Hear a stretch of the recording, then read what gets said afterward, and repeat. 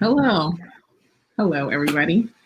Thank you for joining. Thank you and welcome to Black Psychiatry's Black Mental Health Town Hall. I just want to say thank you to everyone who took the time to be here, including and especially our panelists today.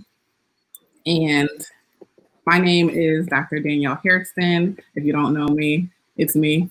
Also known as at a doc named Danny on social media on Instagram and Twitter. I am the residency program director and psychiatrist at Howard University, HU, and I am also the content creator behind all things Black Psychiatry as well as Black Trivia Night. But even before this content, I was creating programming, and I am the scientific program committee chair for the Black Psychiatrists of America. So shout out to that organization. That is the organization that raised me. I am also additionally the president of the American Psychiatric Association's Black Caucus.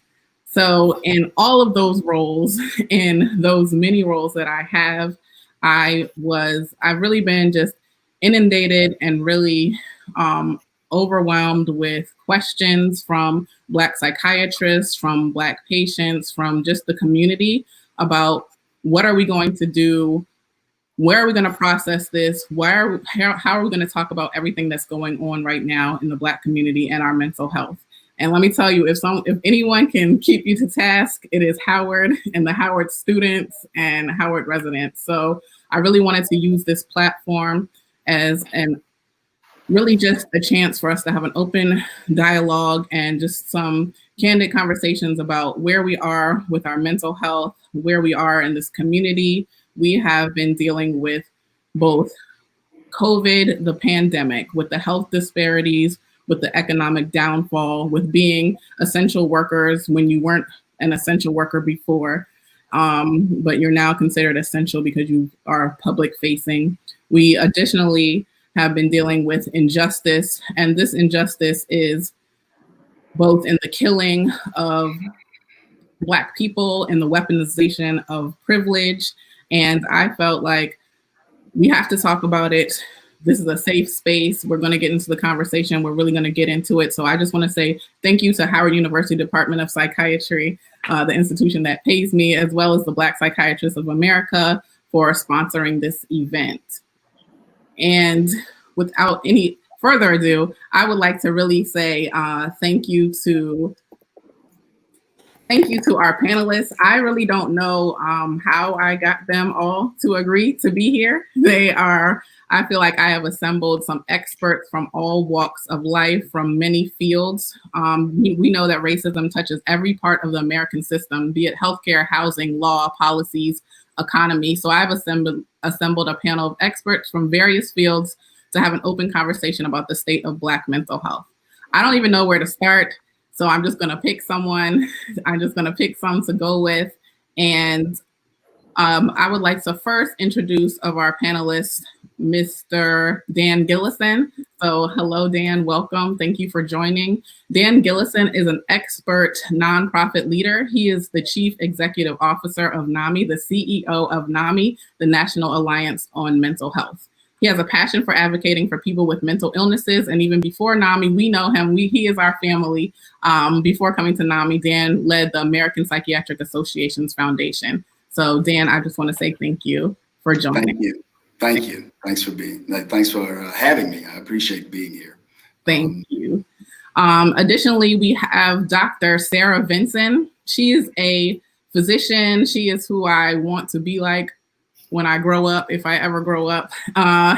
She's a physician who specializes, she's a triple boarder. She specializes in adult, child, and adolescent and forensic psychiatry. She is the founder of the L'Oreal Psych Group in Atlanta. She's a forensic psychiatrist who's an expert witness in many court cases. She is also a fellowship director at Morehouse HBCU Stand Up, and she is the founder and senior editor of Ourselves Black magazine. Happy to be here. Hello. And also we have here one of just a great young person who is from my favorite city to live in. And we have Miss Samira Franklin. She's a community organizer and advocate in Baltimore. Samira has acted as a leader since before she graduated from high school. She was a leader for the Baltimore Youth Organizing Project in Baltimore, and she led a successful campaign to prevent a 25% pay cut in the city's funding for youth programming in Baltimore in the wake of the death of Freddie Gray. All of this while she was a senior in high school. So she is a youth advocate, and I am happy to have her since my days of living in Baltimore and working in Baltimore. So thank you, Samira, for being here. Hello, everyone. Well, I'm happy to be here. I hope you can hear me. I'm sorry I'm having some difficulties, but I'm happy to be here and represent the young people of Baltimore. I'm always, I'm always motivated to come out and speak when people are actually caring. Okay. For young people. Okay, Samira, I think we're gonna have to Can you hear me? Yes, ma'am. We can hear you now. Okay. Okay, sorry about that.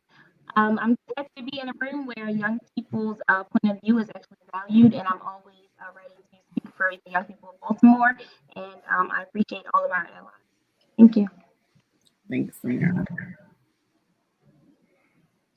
And also we have on the panel, I'm really excited that Sergeant Cheryl Dorsey is able to join us. She's a 20-year veteran of the Los Angeles Police Department. She's a mother of 4 sons, 4 Black sons living in this America. She's an author. She's a social advocate. She's a consultant. She's author for Black and Blue. And I learned today that she's a podcast host. She's a host of a podcast called Sergeant Dorsey Speaks.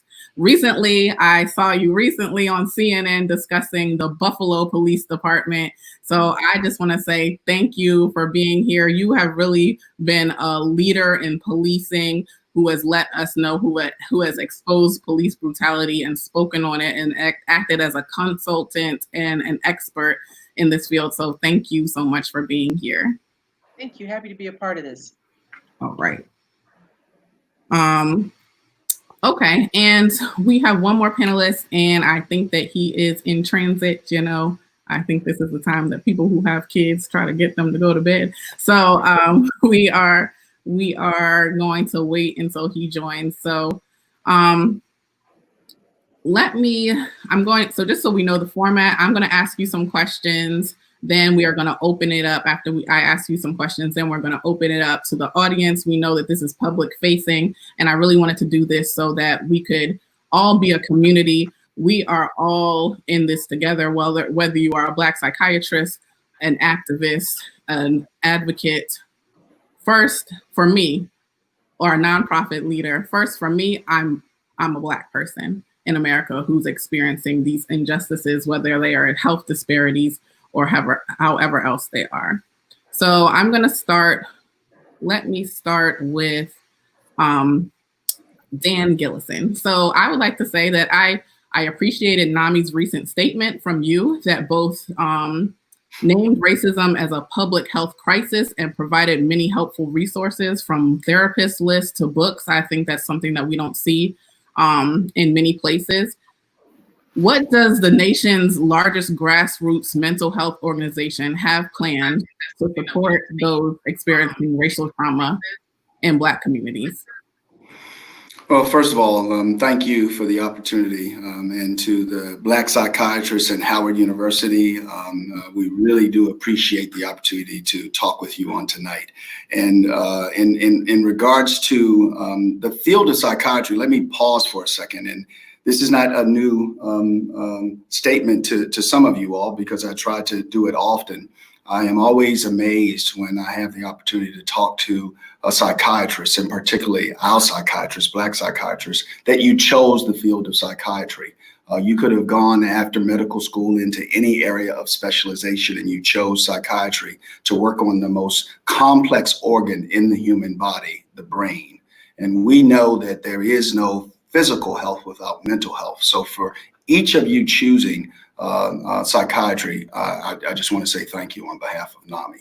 In terms of what we're doing, Nami is evolving from the standpoint of what we've always been doing. Nami has 600 affiliates and state chapters in communities across the United States, and we're the grassroots organization that advocates and educates and provides learning and training in communities across the country. So what we're doing right now is, first of all, we're hosting town hall meetings internally to support our affiliates and our states in terms of learning and to get best practices from them in terms of what are they doing, how are they actually looking at this this time. The other thing is that we're trying to make sure that we are very intentional and that we're careful not to look like most type A's and most organizations.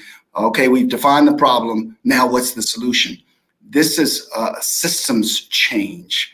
And with a systems change, you must have a systems approach. So we want to focus on the process and not necessarily the result going in, because we know the result's going to take quite a bit of time. So we're doing town hall meetings, and we're also very focused on diversity, equity, and inclusion. And as a part of that, in terms of our strategic plan, we before the incredible events that have happened in the murder of George Floyd, we had started last year looking at our diversity, equity, and inclusion, and in our strategic plan, we chose to hire a national director that is going to help us and has already helped us focus in that area and really to look at inclusion and equity.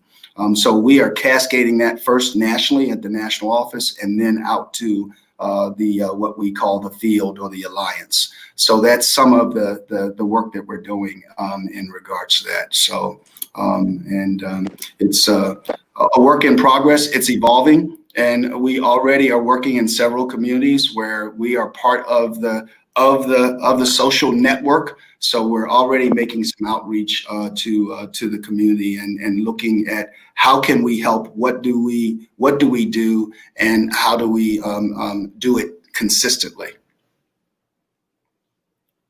Okay, that's great. I would say that I'm happy that you talked about the structure, because we are all experiencing structural racism and structural oppression. But when people say the structure, it's as if it's like some pillar here that we don't know. It's the structure. But when we think about it, the structure is really the people. So I just want to ask you about NAMI's plans for. Mm-hmm. It said that your statement said that you were going to be more intentional. What does it exactly mean when it says NAMI is going to be intentional about helping the Black community get through this crisis? Well, we're going to thank you. We're going to look at where we are in the Black community. Do we exist in that community? What is our outreach to that community? So it's looking at where are we already in those communities, and many of our alliance members and affiliates are already in those communities. But we have some other areas where we're not. So what we're going to do is to look at where our gaps are in terms of outreach to the community, get with the community leaders like Samira, and look to engage and provide support and services in those communities. So we're going to look at where we are now, where we're not. For instance, we're right in St. Paul. We're right in the epicenter of where this is going on and where this took place. So we're already working with the city leaders and the community leaders in the council and the mental health community on solutions. And we're at the table. And we're looking to model what we're doing right there in other communities. And there's others that are working closely tangibly right now. So when you say intentional, we want to make sure we're in the community, that we're not just, mouthing the words, whether that's the faith-based community, whether that's city and community activists and young people. So we're going to use every, touch point to make sure that people know that NAMI is there and providing services, and that we want to be a part of the solution. And then provide support to them. Okay, thank you. So since we brought up Samira and we are talking about the community, I want to take this to Samira, and I hope that we can hear you, Samira. Yes. So you were a lead youth organizer in Baltimore during the time when Freddie Gray was killed. Mm-hmm. Are the current events all too familiar? Has anything changed? Absolutely, they're definitely all too familiar. I think what we fail to realize, we always mention millennials, but what we don't realize. Okay, Samira, can we try to move again? Yes, can you hear me? My apologies. What about now? Can you hear me? Yes, no. Can you hear me now? Producers, can you hear her? No. What about now? Okay, we'll take a break, Samira. We'll take a break.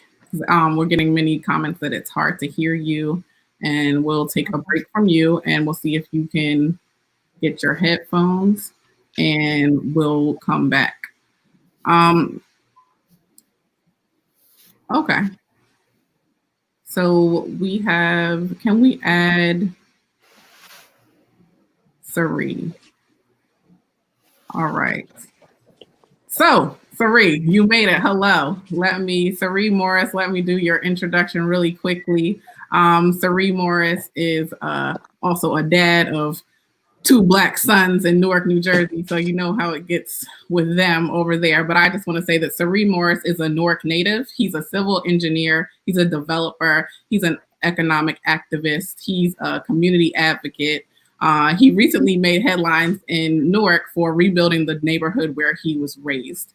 He's renovated a number of properties across the city in Newark, New Jersey, with a focus on the outer wards. He is, if there's someone who's really into buying back the block and investing in your neighborhood and your communities, then that is you, I think, Sari Morris, and also someone who literally has grown up with me. So I'm happy that you could be here. My question for you is, I have a couple questions for you, but from the community standpoint, many choose to highlight looting and vandalism during the current uprising. And Newark, historically, where you're from, famously had one of the worst riots in American history in 1967, went on for many years.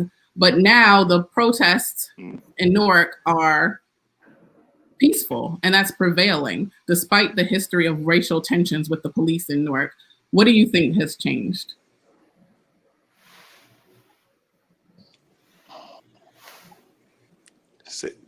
Say that last question again, Danielle. You said, what do I think what? What do you think has changed for Newark since the riots in the 60s, that now you guys are having a peaceful protest that I don't really see highlighted so much in the news as the rioting that we see in other cities? I think that in regards to Newark, I think that the current administration, they come from an activist background, and they have true ties to the community. So in regards to the protests, I think that the people of Newark understand that the administration that is currently in there right now, that they share the same views, the protesters. Even the mayor of Newark was actually leading the protest. So it was 12,000 people there, and him, he was right in the front leading the way. So although Newark has a past of where we rioted, one of the largest in U.S., we know that history, and therefore knowing that in a more peaceful way, so that we can show that we can, in a productive, show a form of unity and solidarity for a cause. Okay, thank you for that answer. My second question for you is, although the COVID-19 crisis highlighted health disparities, systemic oppression, and racism, they extend to economic inequality. Black Americans' wealth has been stagnant for 70 years. A report came out that said that last week. The Black wealth and economic gap persists despite more educated and middle-class Black people these days. We know financial instability negatively impacts mental health. So what needs to go on or what needs to be on the economic agenda as we're talking about the system in order for Black people to move forward and to have a more stable economic status and a more stable mental health? Did you hear that? Danielle, could you? So my question was, we have a significant. You coming through kind of broken up. We have a significant, in the Black community, we have a significant wealth and economic gap. So as we address systemic and oppression, what needs to be on the economic agenda to stabilize the mental health and the financial security for the Black community?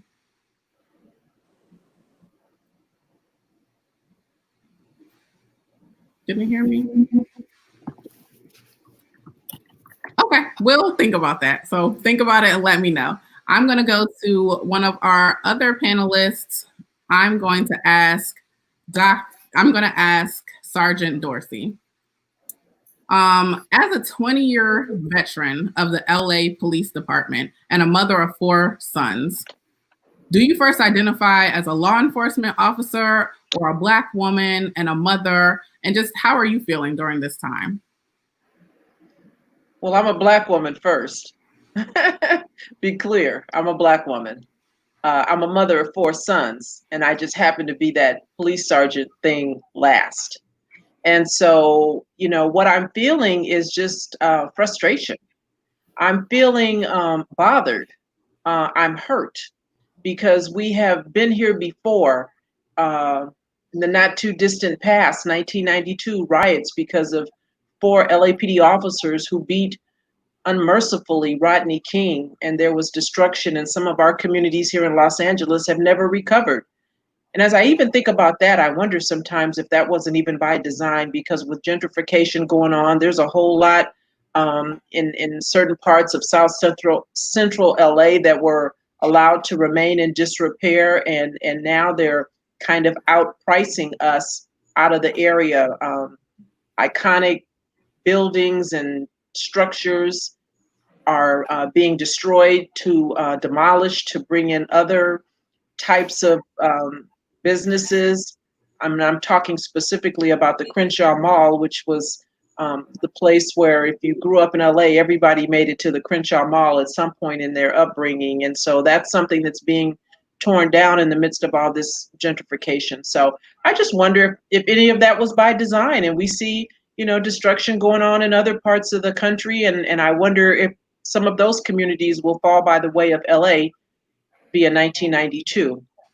And then fast forward to Ferguson, 2014, and all that we went through and saw, and all of our angst and pleas still seemingly have fallen on deaf ears. Not much has been done. And so I'm not very hopeful in this current situation that anything is going to substantively change, and it won't, in my opinion, until police officers are held accountable. All this talk of defunding police and 8 can't wait and everything else that goes along with that, you know, it sounds good and it's sexy, but until you hold officers accountable who use deadly force as a first resort rather than a last resort, then why would a police officer like Derek Chauvin do anything different? Here's a guy who had 18 personnel complaints in his 19-year career and was well on his way to personnel complaint number 19, but for he killed George Floyd. So I'm not in a good place all the time right now. Right. I understand what you're saying, and I think we can all relate to that. Obviously, none of us know anything about what it's like to be a police officer and to be Black, but we can say those of us who are in whatever industries we're in, especially in medicine, we are marginalized as well. How can police culture change, or can it change? What needs to be done? I know you talked about accountability. Where does the accountability need to start? With the offender, with the officer. And who can make that happen? The police chief.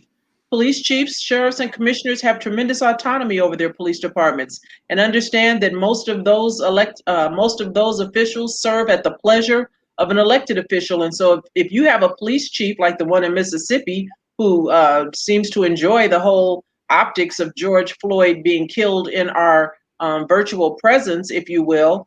He serves at the pleasure of a mayor somewhere. And so one thing politicians understand are votes. And, you know, all politics are local. And I think it has to start there. You have to put people in a position of authority or get them out of a position of authority. Police, mayors, district attorneys who don't have an appetite to press charges against police officers, much like our DA here in Los Angeles, Jackie Lacey. In her time as district attorney, she's not prosecuted one police officer for errant behavior, even when our then police chief, Charlie Beck, had said that, you know, there was an officer who was deserving of punishment, prosecution, easily done because he was a Black police officer. But nonetheless, DA Jackie Lacey didn't have the appetite until just a few months ago. She was in a primary and now she's fighting for her political life. And just yesterday decided that she would file criminal charges against an LAPD officer who was recorded beating up a homeless man. But for this election in November, my guess is, and I can't prove it, but my guess is that the officer who assaulted Richard Castillo would not be facing any criminal jeopardy. And so there's a lot that can be done, but pressure's got to come from the outside. Community has to get involved and engaged. And until that happens, why would a police officer who's allowed to rack up personnel complaints like he's collecting chiclets do anything differently? Thank you for that. I think that what I'm hearing, this is what psychiatrists do, we mirror. What I'm hearing you say is, I'm reflecting here, Dr. Vincent, what I'm hearing you say is that accountability needs to come from the top. So, Dr. Vincent, you are in an interesting position because you are a psychiatrist who is a child psychiatrist. You work in the juvenile justice system. You also work with law enforcement officers and I don't want to call it the justice system, but the carceral system. What do you call it? The carceral system. The incarceral system, yes. So can you tell me, first of all, what does it really mean when they say that the Black community is dying from 2 pandemics? I don't know that it's just 2. So of course we're dealing with COVID, but COVID was really superimposed on structural racism in housing, economics, employment, education, income, health disparities. And so what it did was really amplify these pre-existing conditions, with the pre-existing condition being structural racism that is part of every major American institution, be it private or public. And so we were dealing with that. And even those of us who were relatively privileged, who may have still kept our salary jobs and been able to work from home, had to watch our community be disproportionately impacted and watch the people who are supposed to take care of us, the people who are supposed to be running the government, fall far short, and in some cases show what felt like complete disregard for our safety and our well-being. So there is a structural trauma component of that, even if you were physically safe from a health perspective, just watching Black people die and people in charge not seeming to care. Then on the heels of that, we have this reminder of what it means to be Black in America when it comes to your protection from the people who are supposed to be protecting you. And, you know, all of us, whether it is in the national consciousness or on the national news or not, live in this country with an awareness that any traffic stop could go left, with an awareness that we can do the same behavior, but it's more likely to be criminalized if it's someone who looks like us who's doing it. So, you know, it's been interesting watching the societal reaction, because a lot of the Black people I know are mad because society is late to the table about what Black people have been experiencing. It has been hard to see these images. It has been hard to have these deaths publicized and to be exposed to it over and over and over again. And it's traumatic to see someone who looks like you being murdered by someone with a state-sanctioned uniform who's in a position of authority. And so it's not that either of these things are new. It's just the way that they're being amplified and responded to is different this time. But this is 400 plus years in the making. Right.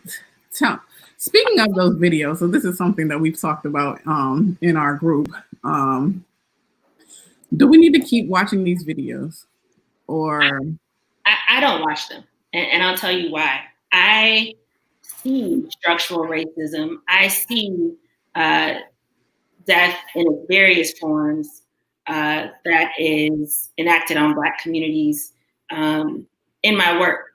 I don't need to watch it on YouTube. I don't need to see the images of it. And I understand what we're up against without needing to watch something that's going to be traumatizing to me. We need to be in a place where we're able to do the work. And I don't think any of us need a reality check. Maybe some of the people who are protesting who don't get this, maybe this was a wake-up call for them. But for those of us who are already aware of these issues, I think it can do more harm than good. Especially if we relate to the person who's being murdered. And as a Black person, I relate to those people. right. So that, I guess that's my question is, as a Black woman, a child of a Black father, Who I adore. who you adore, and we all love both of your parents over there at the APA Black Caucus. Those are our favorite fans. What is it like? What is it like to see these things, but also you're supposed to treat these things, and then you also have colleagues who are not Black asking you for help? So it's a lot. You know, we are incredibly privileged to do this work, and I would not want to do any other job in the world. And I'm grateful that I'm able to be there and have these conversations and support my Black patients through these times. But I'm also very aware of the fact that just like my patients are on a continuum from mental illness to mental health, so am I, because I am human. And so there is a way that I have tried to be intentional about guarding myself and self-care so that I can still be in a position to take care of the people who are looking to me to help them with these things. Right. Thank you. I that's a resounding comment with me. Can Samira. I chime in since we're still on the video topic? Samira? Yes. Are you guys able to hear me? Yes, we can hear you. Hey, everybody, we can hear Samira. Ooh, there was me Teddy Riley, Samira. Come. I want to chime in while we're on the video topic. I think because, nobody is debriefing with our young people. In the day and age of millennials, these videos are at our fingertips. And within minutes, within hours, these videos go viral. And young Black children all around the world are witnessing people like them, like you said, are being murdered. And nobody's debriefing with our young people saying, checking in with them. And I think that needs to definitely be part of the goal with, Black mental health professionals to really reach out to young people in whatever capacity you can, be it through an institution. If you can reach out to young people through an institution, then you reach out to them in that way. If it is sometimes going door to door to, understanding that with COVID restrictions and things like that, in the day and age of a pandemic, there are restrictions, but just trying to make sure that we're prioritizing our young people. They are not equipped with the coping skills that adults are equipped with, and they are trying to manage. And when we see our young people acting out, it is never, they're never really empathized with. More often they're criminalized. So we need to really check in with our young people. Yeah, I'm sure that Dr. Vincent definitely feels that. Oh yeah. That not being empathized with, but being criminalized. So Samira, what I asked you earlier, and I don't know if everyone heard what I was saying, is that you have been a youth advocate in Baltimore since Freddie Gray was killed. And can you just tell me, is this all too familiar? And how are the youth in Baltimore feeling now experiencing this yet again? Absolutely. Young people are angry, and then yet again, we also see where in the national media there is this trend of, you know, don't burn this, or you guys shouldn't be looting. Looting isn't the answer, and things like that. When at the end of the day, yet again, after everything that we went through in Baltimore City, nothing has changed. You know, police departments all around the country are still targeting young black men, are still targeting young black men and women, and are. Okay, Samira, we lost your sound a little bit again, but it sounds like you said you don't feel like things have changed because we continue to see the loss and killing. Absolutely. And young black people in Baltimore continue to be brutalized by the police very often. So, Sari, my question for you, I see you've changed your setting. We're moving here.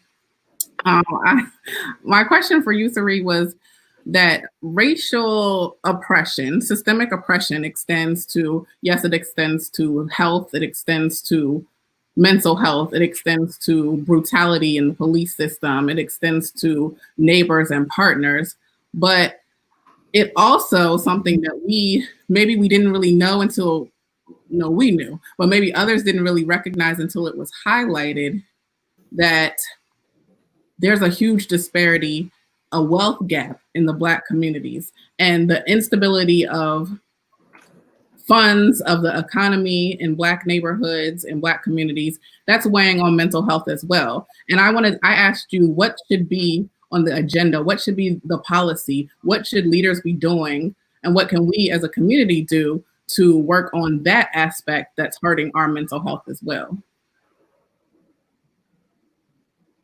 Oh, well, I think, I think it starts from I think it starts from a standpoint of, because in my own therapy, my therapist says that, once you have all your basic needs met, once you have all your basic needs met, then you are in position to focus on your mental health in a better way, right? So, in like these Black communities, like we all know, we always struggling with trying to make money to pay bills. We have disparities in the healthcare system, in education and things like that. So for me, particularly, I think that one of the most important ways that we can approach this wealth gap is just pretty much through ownership, right? And through having a detailed focus on our economic prosperity, right? Because once we have the financing and the finances in place, then I think that we'll be in better position to focus on all of the auxiliary things, like not auxiliary, but other issues like mental health, something that we might not put in the forefront because we're trying to put, food on the table, right? So in terms of what we can do from a people standpoint, I look at it in the sense of a saying, it's for us, by us, right? So although right now we probably have more college graduates, more high education people in our society, in our communities and stuff, but we have to change our mentality. We were initially taught to go to school, work, get a job, right? And then, work on somebody else's dream, right? But now as things are turning, I think it's more important for us to focus on ownership, right? Because the reason why we're in this position is because others have prospered off of our efforts in a financial way, right? And therefore, if we change how we think, right, and we focus on, owning our properties in our own areas, right? If we focus on owning our own business, if we focus on circulating the Black dollar amongst each other and being dedicated to circulating that dollar, I think that we'll be in a position financially, right, to move some things around, right? And then once you have the financial piece in order, right, then we can attack the political scale, right? So for me, myself, how I view things, voting is one piece of change, right? But the other piece is putting money behind these candidates so that they can put things on the agenda, put bills on the agenda. I think that we need to begin to lobby, some of these politicians and stuff in a way in which we can get certain bills and stuff passed, right? So I think with the financial piece, if we have what we need from our basic necessities, then I think we can focus on things like our mental health. And then once we have the financing, then we can put the politicians we want in place who are going to actually stand up for our rights and put bills and legislations in place that can help advance our cause. Great answer. That's like my brother, guys. So, and I ask him for all the things that I need to know about how to buy back some blocks in Baltimore. So thank you for that answer. I think that what you really highlighted there was Maslow's hierarchy. If we take it back to like, how can you function? How can you worry about your mental health? How can you worry about all these things if you don't have financial stability? If you're worrying about food insecurity, if you're worrying about where you're going to sleep, if you're worrying about eviction, if you're worrying about being laid off, how can you focus on any of those things? And at the same time, how can you focus, study? How can you work knowing that if you go outside, people who look like you could be killed by someone who's supposed to protect you? So that's what I'm just wondering over here. But we have a lot of questions over here, guys. Are you guys ready? Because we're gonna unleash the questions here. I see a lot of comments about generational wealth and how can we obtain generational wealth when we have been oppressed in this system. So we have many questions, and so I have a little production team back here. So my production team, do you want to slide the questions over or just want me to start anything? All right. Question for later, but it's now. I think this is for Sergeant. What is the role of the powerful police unions in all of this police brutality and injustice? So police unions are really just lobbying arms of the police department, and they do have a lot of power, part and parcel because they give tremendous campaign donations to politicians. And so you understand then why when community members come forth with a law that they're trying to put forth, like we did here in California, AB 392, which speaks to when police officers can use deadly force, it could be difficult for politicians who are receiving large amounts of money from these unions to go against them. And although I testified a couple of times in our state capitol against the unions in favor of passing AB 392, by the time it was signed by our governor, it was watered down and there was really a lot left to be desired. But it was a great first step. Officers can now only use deadly force when it's reasonable, I believe when it's necessary and not reasonable. That was the one word that they changed. But truth be told, I can articulate reasonable and I can articulate necessary. And so while the wording has changed, what hasn't changed in any of this is accountability. And so I'm going to continue to speak on that, because until officers are held accountable, not only personally, but financially, and police unions speak to that. There have been many officers who have been fired.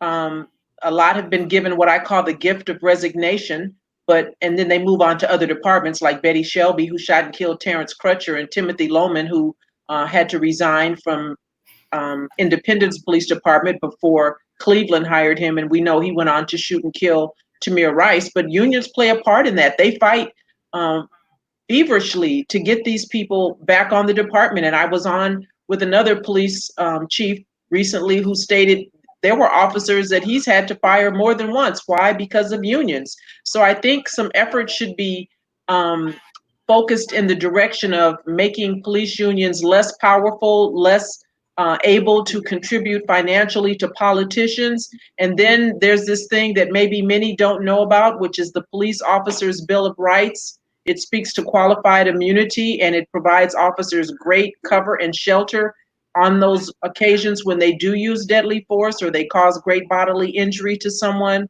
So unions are part of the problem, I believe, and I think it needs to be addressed. Thank you. Thank you for explaining all those terms that some might not know. Like, well, I watch TV. But we got another question for Sergeant Dorsey. Everybody wants to know all the police answers. Will working towards hiring more Black people on police forces change the culture significantly and make police interactions with people of color safer? So, I think it would be a help to hire more Blacks. I don't believe most police departments really have an appetite to do that. I know my police chief was rumored to have been going to HBCUs in an effort to recruit folks who look like me. Now, I don't know if he's really doing that or he just said it because it sounded good. But listen, I say all the time, wouldn't it be amazing? And I'm saying this for the young people who say FTP, because listen, when a young Black man is sent to prison, he goes to jail and he gets in that law library and if wrongly accused, comes back out as an attorney. I don't know why every young Black person who hasn't ever been stopped by the police, thought to be racially profiled, don't have that same desire to get on that police department. How amazing would it have been if the officer partnered with Aaron Dean, who was outside a Tatiana Jefferson's window, was somebody who looked like me and could have said, dude, put the gun up, what are you doing? Or if one of those three cowards who stood sentry and participated in the murder of George Floyd had looked like me and said, dude, get off of him, or physically pulled him off of him.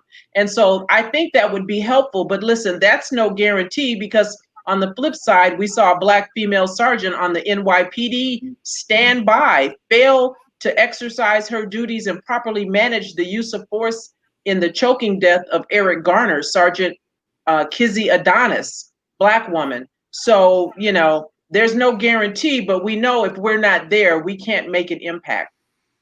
Right. So I would say that this is a question that we actually get often in the mental health community and in psychiatry as well, just in the medical field. Like, oh, if there are more Black doctors, if there are more Black psychiatrists, would that make things better? Dr. Vincent or Dan Gillison, can you tell me, if there were more people who looked like us, how do we even get more people who look like us, or what impact would that have? Well, you guys know the study that Dr. Owen Garrick did with Stanford University. It was a medical study looking at how we actually accept treatment in terms of our medical professionals. And this study was done over a few years, and the study showed that we were more receptive to the treatment coming from a doctor that looked like us, that may have had similar experiences to us regarding all kinds of disease factors like diabetes, like heart disease, and like high cholesterol.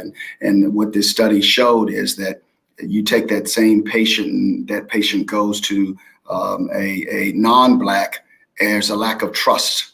There's a lack of understanding and agreement that what they're hearing is in fact what should happen. So I would say yes, absolutely. With that said, you're talking about a workforce development, a pipeline, and it takes a long time in terms of that pipeline. And you guys know this as having been fellows in the practice of psychiatry. But I would absolutely say that. I mean, it's no different than in private industry or any place else that you're inspired by seeing someone that looks like you. I'm sure that Sergeant Dorsey in the police force, there was some young person that saw her in uniform and said, I want to be like her. So it's no different in the field of medicine. And it is, and even in the field of medicine, there is a level of trust. And as we see at Nami, we're a grassroots organization that started with moms 40 years ago.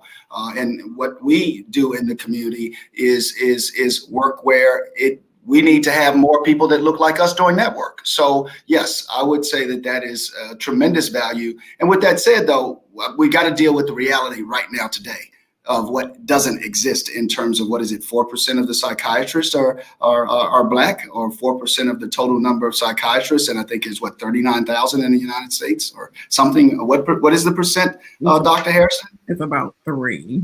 Okay, so when you talk about 3%, that means that 97% of the psychiatrists are non-Black. So the metrics, just from the standpoint of moving that needle, are going to be tremendous. So I would say, yes, it would be a value, the reality in terms of how soon that can happen. We need to start doing it now. We need to get to Samara and to the young people and talk about medicine in middle school. And actually expose people to our young people to medicine at an early age. And if you think about it, growing up, you went to an ear, nose, throat specialist, you went to a pediatrician, you went to a dentist, and you may have gone to an orthopedic surgeon. In your lifetime, as you were matriculating through, and your mom, your dad, your aunt, uncle, grandmother was taking you to medical appointments, did you ever go to a psychiatrist? Were you ever exposed to that profession? So it's really interesting how we actually develop this pipeline. So I think it's a work in progress, and we're very interested in that work, in developing that pipeline at Nami and helping to develop that pipeline. So, yeah. Great.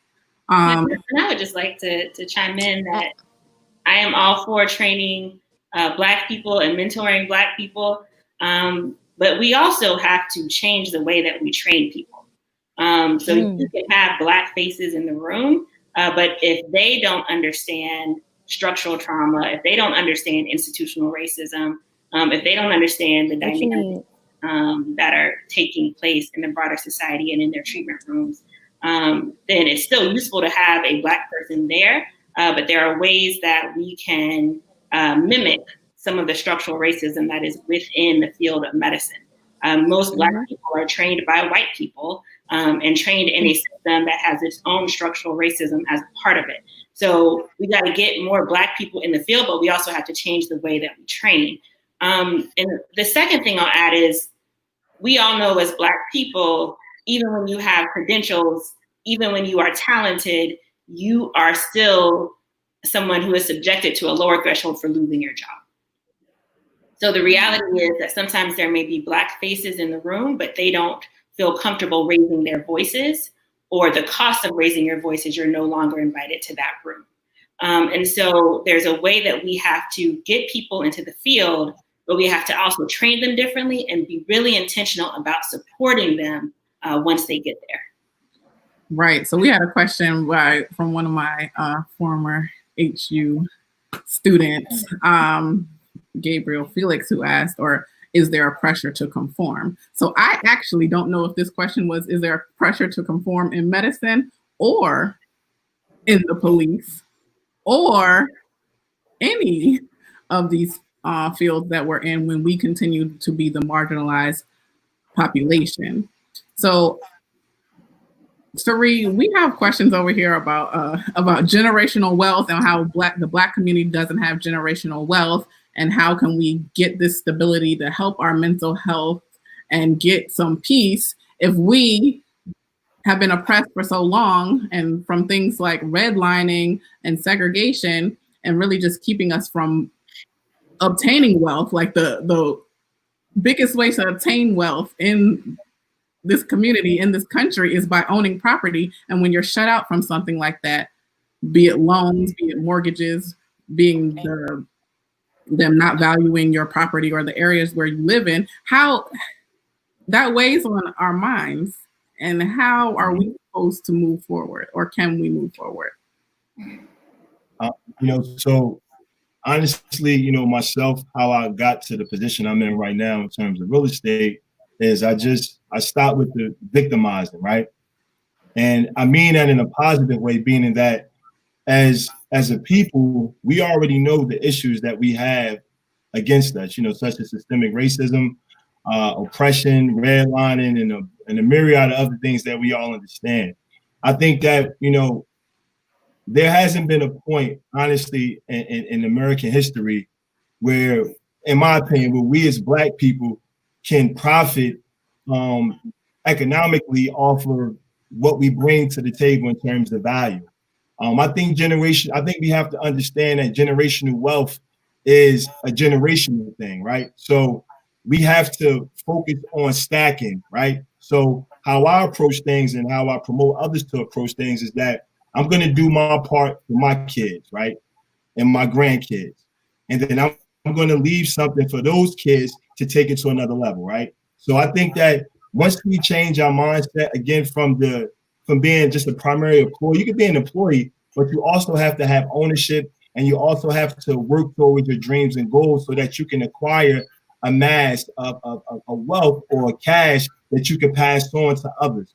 We got to remember that the people that are in power now, they didn't start out like that, you know, and that this is a race. So we have to do, we have to just bootstrap. We can't complain no more. You know, it's Instagram. You know, we have access to the knowledge. You know, we know about utilizing the black dollar together. I think us as a community, you know, we need to act more on that, right? And I think if we are able to aggregate, you know, our resources together, I think these are different ways in which we can work together to be able to acquire some wealth. But it's a team game, it's a team sport, and it takes time. So we just have to do our part now in our generation so we can leave it on to our kids. And then once our kids take it to the next level, then we'll keep passing the baton down. But we have to do our part now in terms of our property, owning businesses, and being very aggressive and being very ambitious in our ask. We can't be afraid anymore to reach for the stars and try to do something that hasn't been done before so that we can put ourselves and our families in position for wealth to be obtained now and later. Okay, we're getting all the questions over here now for all of you. We have a question up next from one of our Black psychiatrists here. She said, from Dr. Kimberly Sanders Tickle, she said, "Hello all. I would appreciate your input on counseling Black families on how to navigate mental health crises for their teenage young adult children with severe mental illnesses. I have had Black moms tell me that they are terrified of calling the police to respond. And I can say that just on Monday night, someone texted me and asked me what is the best way for someone in Baltimore to have an evaluation for their manic family member because they don't want to call the police." Dr. Vincent, any advice? Yeah, so, you know, some of this is going to be locally driven, but some states do have mobile crisis teams or hotlines that you can call. So, for instance, in Georgia, we have the Georgia Crisis and Access Line that provides things like mobile evaluations, and it doesn't involve law enforcement officers. The other thing I want to make sure everybody is aware of, and I'm sure Mr. Gillison can speak more to this, is the CIT trained police officers. So these are officers who have received specialized training in understanding mental health issues and responding appropriately to people who are acting in a way they don't understand when it's attributable to mental health issues, and in turn respond differently.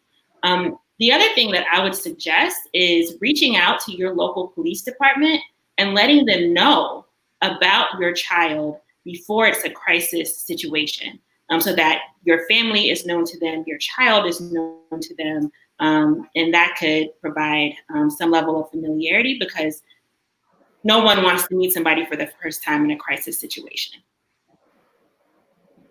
True. Yeah, I totally agree with that. The crisis intervention training and officers taking that, what we're finding is that that CIT training is available to all 18,000 police units across the country. And we know some that have taken advantage of it and have deployed that training. We have others that we want to do that. The other thing we're working on is 988 legislation. And if you think about it right now, if there is a call for someone having a heart attack, they call 911. If there's someone that's having some other type of ailment, they call 911. They may get police, they may get emergency management. If someone is having a mental health crisis, you normally will get the police. And what we'd like to see is that 988 legislation pass, which is a special number that will ensure that they know that this is a mental health crisis. And what will happen is you'll get someone that will be there to provide you with help and not handcuffs. So that's legislation we're working on right now. So that, in addition to the mobile crisis teams that should be pervasive across the country, that's an opportunity also in the mental health space inside of law enforcement and inside of emergency management. Not enough of them across the country, and that's a model that should be followed. I would encourage that what Dr. Vincent said about, as a parent, as a loved one, please call your local law enforcement department and identify and tell them what your situation is for your loved one, so that they have record of it, and that will help in how they actually respond. Thank you for that. Hey, can I ask a quick question? Mr. Gillison, are there any medical societies that are advocating with you for that? Yes, we're working with a consortium of medical organizations to actually get that legislation passed. So we're not going it alone because a lot of policy and legislation to get it passed, you have to be working in conjunction with other organizations. So there's a mental health alliance group that we're working with to get this to get this legislation passed.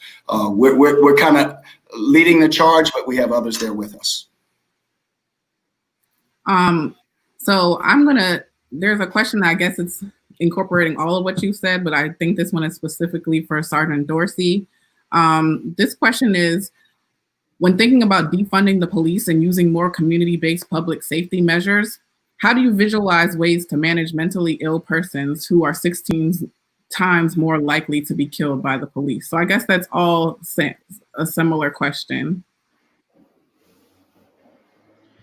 So part of the problem is that you can have all that training, and we often hear some try to minimize and mitigate bad behavior by making it a training issue. And I believe that police officers, by and large, understand exactly what it is they're supposed to do. They just don't do it. And so if sense were common, everybody would have it, right? You can't teach it.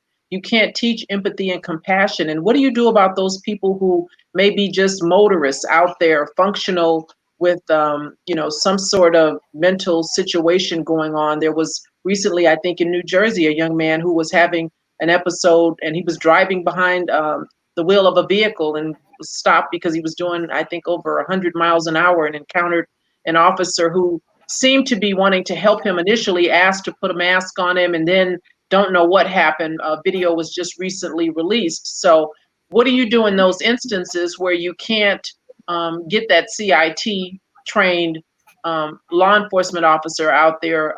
It's officers day to day who are riding around in their patrol cars being proactive, air quote, proactive, stopping folks for contextual pretext stops, and they encounter somebody and they don't have that training, and they don't have the common sense to appropriately deal with it either. I like the idea of those who have family members, and you already know, get to know the police department, and not just the person on the front desk call. Get to know the watch commander, because that's the person that's on duty, either at the rank of lieutenant or on the LAPD a sergeant too, who may be a little more amenable to working with you in the event that police do have to respond. And you might even ask, there's a thing that we could do for extra patrol. If you're on vacation, you ask the police to come by and provide a little extra patrol, make sure no one burglarizes your home. You could probably ask for something very similar like that, in that if you get to know the watch commander, and if they flag your residence, put it in the remarks. So if any call goes to 911, ask them to respond a supervisor on any call to your home, with the understanding and belief that a supervisor, a sergeant, is going to have the sense that maybe his uniformed officers won't. But because this is problematic, there's not one thing that's going to fix it. And so I think that we have to look at it from a multifaceted approach, and just throw as many things up on the wall as you can in the hopes of being safe in that encounter, and see what sticks. Thank you. I don't know. I think it's sad that we have to take these precautions, but I guess this is just where we are. I think we have a question for Samira. Would it have been helpful if we learned in our respective programs how to work in our community? Absolutely. Can you guys hear me? Yes. Okay, absolutely. What we have to prioritize, is rebuilding our communities. At the end of the day, our young people out here with not a lot of guidance. There are not a lot of people who are truly invested in the young people of Baltimore, or the young people in these urban cities. For years, young people have been defunded, whether it's schools, parks and recs, and school lunch. It could be wherever young people are. More often, when there needs to be funding moved around, or there needs to be some kind of, money that needs to be, produced by the city, the first thing that is normally cut is funding to young people in some way. And it's only compounded when we know that our young people are growing up in a city like Baltimore, where, daily they are experiencing trauma. I had a young man who I worked with at the Kids Safe Zone in West Baltimore, and he described to me very vividly, a drive-by shooting that he witnessed, and he, told me the street that it occurred on, and very frankly, he said, and that's the way that, he ended his story by saying, and that is the way that I walk to school every day. So this young man, every day, he walks to an underfunded school that is cold in the wintertime and hot in the summertime, and he has to walk through literally a war zone. And then we tell young people, that, well, they see police cruisers that they, every so often they come up with newer model cars, and we, to patrol our cities and to patrol our communities. But time and time again, our young people are, in dilapidated housing and things like that. So it's definitely time to start rebuilding our communities and prioritizing our young people. Whether that means mentoring a few young people on your own. Everything doesn't have to be large scale. It's just, what is your personal commitment to your community? True, Samira. And how do you feel like, or what do you think, how has this impacted, like the story you just told of one of your peers, how does this impact the mental health of the youth in urban cities like Baltimore, like Newark? We like I said, we criminalize their behavior when at the end of the day, they're all showing classic signs, and they go to school, they go to, if they have after school programs, they may go to an after school program, and everywhere they go, they encounter adults who are supposed to be trained in, all of the signs of trauma or signs of young people dealing with maybe, some kind of loss in the home, all of these different things that our young people are dealing with. The adults in their lives are supposed to be having these red flags go off, and they're being ignored, or, they go to a school that has one social worker to service the entire class, the entire student body. So our young people are falling through the gaps. I hear you, Samira. And I know you said you wanted us to go to door, but not in the days of COVID, but we could go from phone to phone, from post to post, from DM to DM. Like, we could welcome that. Yes, absolutely. We have a question over here. I think this is for you, Mr. Sari Morris. Well, you have a lot over here. I don't know. You sparked some conversations. It's hard for me to keep up from Facebook to YouTube. Or maybe anyone can answer this as well. What thoughts do you have regarding lessons that we should learn from Tulsa, Oklahoma's Black Wall Street, to protect ourselves from a similar downfall in the future? So, all right. Oh, you want me to go first, or you want one of the other panelists? You can go. Okay, yeah. All right. So I'll start out, and anybody else could just chime in. I think that we gotta be comfortable with protecting our territories, right? And what that means is we have to bear arms, in my opinion, right? We have to legally go apply for our gun licenses. We should go purchase and learn how to use weapons, right? That's the exterior piece, right?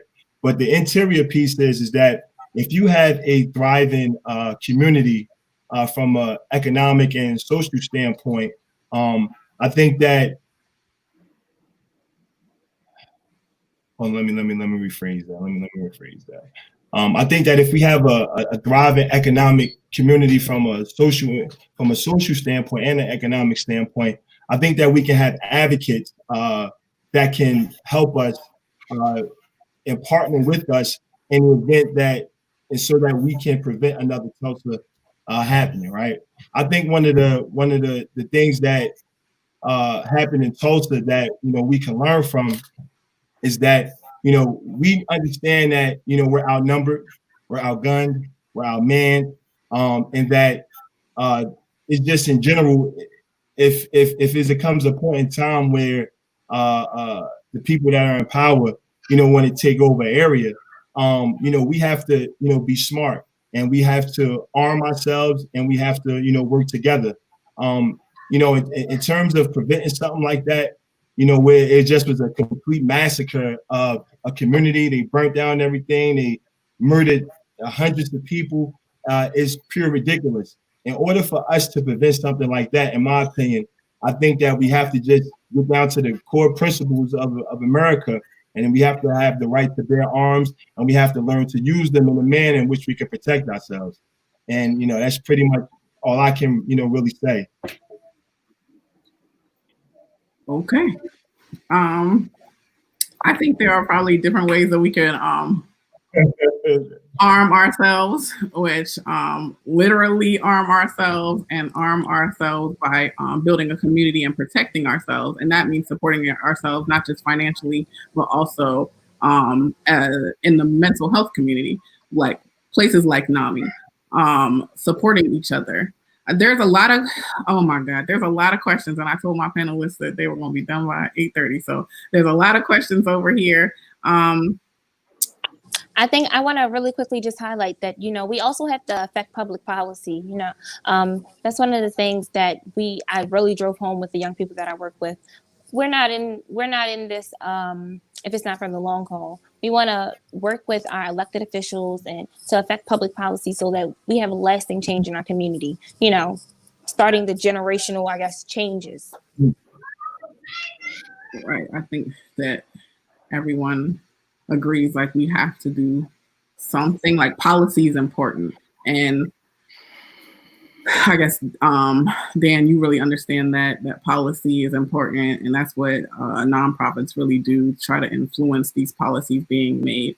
We have a question here. I think this is appropriate for everyone. So what can we do to continue applying pressure without getting fatigued or distracted in this time of a short attention span? This is a movement, not a moment. So how can we all of us in the Black community, keep up the momentum? How can we do that? I think it's these conversations. I think it's these sessions. I think that it's through all of the, looking at the whole tapestry in terms of, it's not just policy and it is young people. It goes back to looking at the systems. And if you're talking about the systems, we're talking from early, from the early intervention, which is an area of our strategic plan, all the way through. We talk about quality of care, and it shouldn't matter what your zip code is or your station in life. You should still be able to get a certain level of mental health care and support. And then all the way looking at the overcriminalization of the mentally ill in the justice system. So we're looking at that whole suite. But in terms of this body of work, right now, it is making sure we keep this conversation going, and that it's very tangible from the standpoint of what you've brought here. You brought law enforcement, you brought young advocates onto the table, and you've also got the medical professional of psychiatry. So what I offer is keeping everybody engaged, and keeping the conversation front and center, and looking for some results as you can, and some wins in terms of some of the things that could be immediate traction. I would just add to that we can't afford to not stay engaged. These problems didn't happen overnight, and so we need to realize that it's not going to be fixed overnight. And so we just have to be dedicated and determined, because really, if what's going on right now isn't happening to you, you could be next. And so all of our lives, the lives of our loved ones, literally depend on us staying engaged and continuing to talk about these issues. We see what happens when we get involved. You see how in the case of Ahmaud Arbery, little was done for several weeks because the family couldn't bring attention to it on a large scale because of COVID-19. And it wasn't until that story started to get traction, and then within a matter of 48 hours, there's an arrest, there's charges. Same is true with the case of Breonna Taylor. You know, it's moving a little bit slower. Officers haven't been charged, and maybe they were hoping that Floyd's situation would take our focus away. And once that was over and he had been funeralized, that we wouldn't double back to Breonna. So it's imperative that we all continue to stay engaged. And it is a marathon and not a sprint. And thinking about that marathon, you know, marathons take training and they take rest while you're training to do that work. So, you know, I feel like it's the obligatory like shrink comment to say, if you are feeling frustrated, if you are hitting a wall, if you're reading the same paragraph 3 times, then take that message as an indicator that it's time to take a break. And understand it's okay to take a break, because this work will be here in 5 days, 5 weeks, 5 months, 5 years, 5 decades. And we need you in it for the long haul. So we don't want people to burn out. We don't want people to check out. And part of how you can prevent that is taking care of yourself in the process and understanding it's okay to take breaks when you need to. Right. So, Dan, somebody over here in the comments wanted me to ask you if there are programs for the youth. To Samira's point, that they want to know if Nami has programs to support youth. Yes, we do have some programs, but we do also partner with the JED Foundation and the Steve Fund that actually have programs as well. So we do have programs for young people.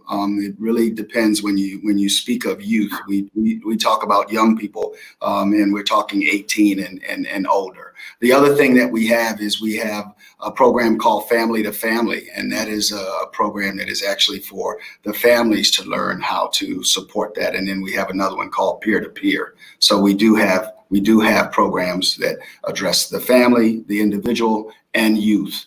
And we're also seeing the need to do even more of that.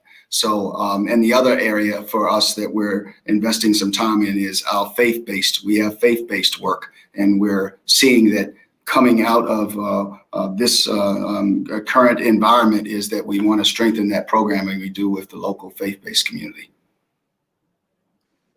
Okay. All right. So I see we're keeping it. So this is a question that I think this is a great way for us to close the panel. I know everyone has some things to do, and we've gotten a lot of these questions over here, including in what ways do you think we can all help the Black community right now? Stephen McLeod Bryant, another Black psychiatrist, wanted to know, he's interested in each panelist's recommendations. So each panelist's recommendations for near-term and long-term actions to take in their respective areas of expertise.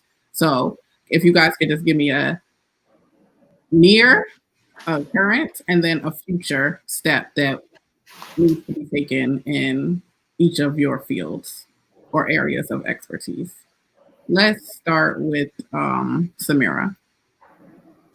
Alrighty, everyone. Well, for near term, you know, just understanding that young people who are dealing with a lot of you know, the traumas that we're talking about are growing up in these underserved neighborhoods. It's the summertime, so school is out. You know, a lot of young people often, a summertime can be life-changing for them. Fall to the wayside. There are going to be a lot of murders this summer, especially in our urban cities. So just understanding that, you know, if you are able to be in contact with a young person and try and just check in with them, making sure that they are, you know, connected, if need be, connected to a mental health resource, helping them to debunk the stigma of talking to someone. You know what I mean? A lot of our young people have a shield up, they have walls up. So we need to, you know, begin the slow and steady work of helping them to break down their walls and break down their defenses. And long term, you know, align yourself with some institution, be it maybe partnering with other mental health professionals to maybe go into schools, and that's a very good place to start trying to address young people and their trauma and meeting with them and things like that. But just meet the young people where they are. Excuse me. Meet young people where they are, because at the end of the day, you know, they are the ones who are the most vulnerable, and they do not have the same capabilities that we do, or the understandings and things like that. So meet our young people where they are. Yes, Samira. One time someone said, if there's no hope for the youth, there's no hope for the future. Absolutely. Dr. Sergeant Dorsey, can you give us what needs to happen in the police culture near and in the future? So understanding that institutionalized racism is systemic, it's cultural, and it's top down, meaning police chief down. I would say near term, create opportunities for conversations with your police chief, ask the tough questions, hold their feet to the fire, pay attention to what they do and not what they say. And long term, I would say get involved and get engaged in terms of creating legislation to be passed that will change those quality of life issues. And then finally, get on juries. Don't dodge jury summons. We need you present when these important issues do go to trial, because great deference is given to what a police officer says, and jurors are sometimes all too willing to give them the benefit of the doubt, because police work is dangerous and, you know, it's hard and all of that. So long term, one last long term is, at the end of the day, vote. If you're not happy, make your voices known at the ballot box. Sergeant Dorsey, I keep about to call you Dr. Dorsey because you're over here teaching us, educating us over here. And I have to say that, you know, a lot of the time doctors can get out of jury duty, and I'm always quick to write, I have to take care of my patients. But thank you for planting that in my head. I'll consider that. Kind of. All right. Mr. Sari Morris, a near and a future plan or action. I think in the near and the future, it's kind of the same thing in my book. I think that we just need ownership, right? We need ownership in property, and we need ownership in business. I think from a short-term standpoint, I think that we need to partner with each other. We have to get over the hurdle of the stigma that, you know, when we do business with Black people, that, you know, it's not going to work out, it's going to be shiesty. I think that we need to partner with each other on real estate deals. We need to aggregate our funds to buy properties, to buy back, you know, our blocks, to invest in each other's business. I think that could be done in a short-term manner. And I think long-term, I think that, you know, we have to educate each other, and we have to partner with each other to do things just on a grander scale. I think the question you asked me before about Tulsa, it kind of had me thinking. We have to get to the place where we're trying to create small Tulsas in each part of the country, wherever we're at. That's the ideal way. You know, we have to get to a situation where we control the economic base, we control the health base, and we control the political base. You know, and I think if we focus on the financial piece and just generally working together and crossing over that bridge and supporting each other, I think that, you know, we'll be in position to achieve that. Thank you. I like that Tulsa answer better than another one. All right. Dan Gillison, near and future. First of all, we have a number of resources on our helpline, so we would offer to anyone that's looking for resources to reach out to the helpline, 800-950 Nami or 6264. And if there's anyone in crisis, have them text Nami to 741-741. That's first and foremost. Want to make sure we get that out to everybody. I think that the near term is that we'd like to see more modeling of what's going on in Georgia from the mobile crisis teams. That's a model that can be very helpful. And it is, you know, no one wants to actually be the guinea pig. They want to use a proven source. And those mobile crisis teams make a difference.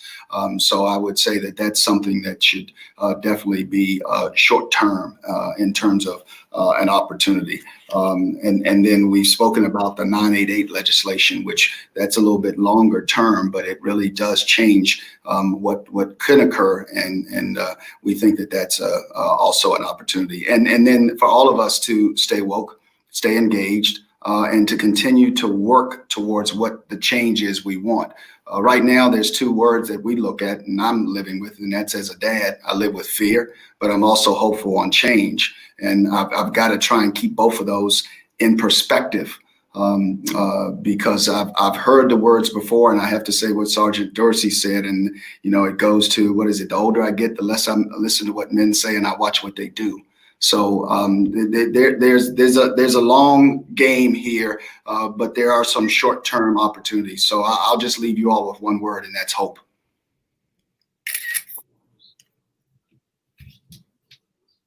Dr. Vincent, short term. So short term, I would say check on the Black people around you. So if you are in academics, that's your medical students, your residents, your fellows, your colleagues, and that includes yourself, doing check-ins around how you're doing, how you're managing this, and being really mindful. And as mental health professionals, we're not immune to how you're coping, because we can cope in an adaptive way or a non-adaptive way. So being really intentional about coping adaptively and being vigilant about other stuff sort of creeping in. Long term, there's a lot that psychiatry needs to do. We historically have been a field that focuses on the individual. And when you have individuals that the larger society is oppressing, marginalizing, othering, murdering, discriminating against, placing the pathology on the individual is not an accurate representation of what is happening. And it also absolves the larger society of getting their act together and keeps them from acknowledging how detrimental what they're doing is to groups of people. So I think that as a field, we have to move beyond the one day diversity day and think we've checked off the list and that we're doing something, and really change the way that we talk about mental well-being, change the way that we train, and change who is in charge of our literature and what we're publishing and writing about. Definitely what we're publishing and writing about. I definitely agree with that. So I just want to say thank you to all of the panelists. I want to say thank you to everyone who hung in there with us. Thank you for the panelists for not making me look like Nelly or Teddy Riley too much. I just want to say thank you to the BPA, the Black Psychiatrists of America, who have supported and agreed like whatever I need to get it done. So the Black Psychiatrists of America, that's the number down there. They are accepting donations and they are accepting members.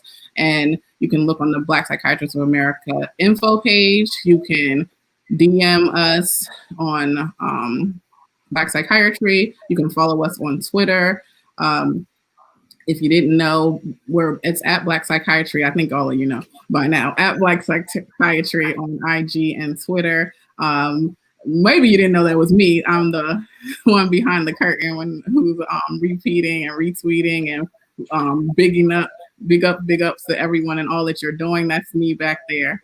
And I have a crew. And if you weren't aware, it's me, a doc named Danielle Hairston, Dr. Danny, Danielle. Everybody calls me all different things. As long as you're calling me doctor, we're all good. So just thank you all for this. Thank you, Danielle, for your leadership in all the various capacities for our community as it relates to mental health and for making this happen tonight. Well, thank you, Sarah, Vincent, for being here. Thank you to all of you. Mr. Morris, I guess we're going to have a Black mental health and wealth night, because you have just set off the comments over here. People talking about, oh, it's easy to build wealth. Okay. All right, we're going to talk about it. We need to have a part 2.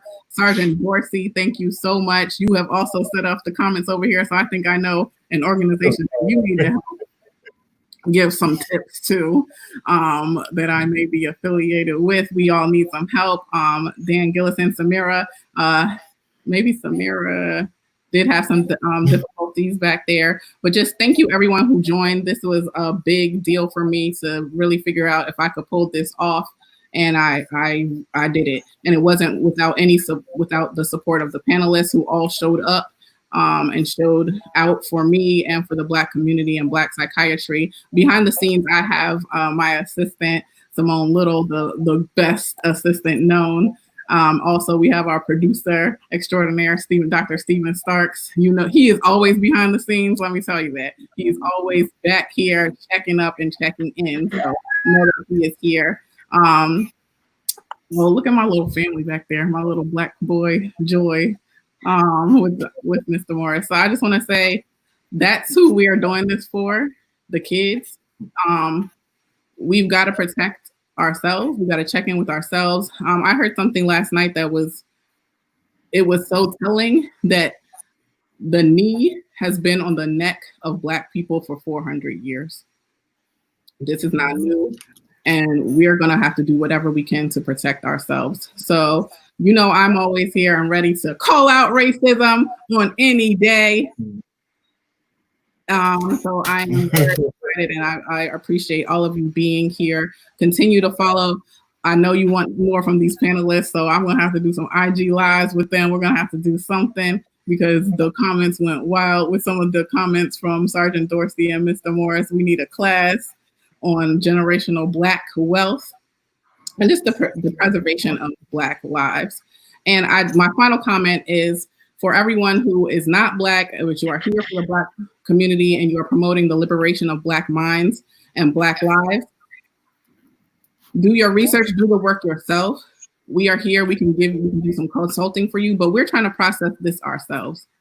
As Sergeant Dorsey said, I am first a Black woman, and we are first Black and have to deal with the trauma ourselves.